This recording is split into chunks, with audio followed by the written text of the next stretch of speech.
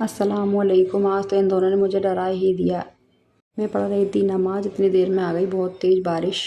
ये प्लान बना के निकल गई दोनों बहनें बाहर। मैं इन दोनों को सब जगह खूब ढूंढा, बाहर कमरे में भी देखा था, लेकिन ये दोनों बहनें कहीं नहीं मिली। मैं समझ गई छत पर गई होंगी नहाने के लिए। देखा तो ये वहीं दोनों बैठी हुई थी, पत्थरों से खेल रही थी और नहा रही थी।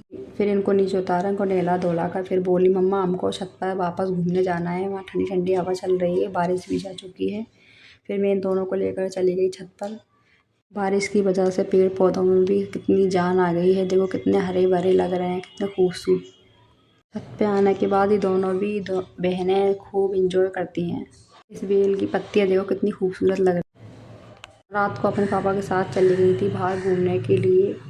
घूम के आने के बाद उधर से लेकर आई पेटीज खाने के लिए। मेरी जन्नत की एक आदत है, सबको पहले खिलाती है, खुद बाद में खाती है।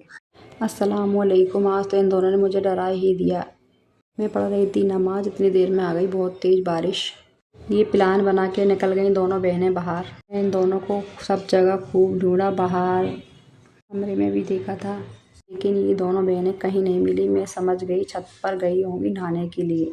देखा तो ये वहीं दोनों बैठी हुई थी, पत्थरों से खेल रही थी और नहा रही थी। फिर इनको नीचे उतारा, इनको नहला धोला कर फिर बोली, मम्मा हमको छत पर वापस घूमने जाना है, वहाँ ठंडी ठंडी हवा चल रही है, बारिश भी जा चुकी है। फिर मैं इन दोनों को लेकर चली गई छत पर। बारिश की वजह से पेड़ पौधों में भी कितनी जान आ गई है। देखो कितने हरे भरे लग रहे हैं, कितने खूबसूरत। छत पे आने के बाद ये दोनों बहनें खूब इंजॉय करती हैं। इस बेल की पत्तियाँ देखो कितनी खूबसूरत लग रही हैं। रात को अपने पापा के साथ चली गई थी बाहर घूमने के लिए।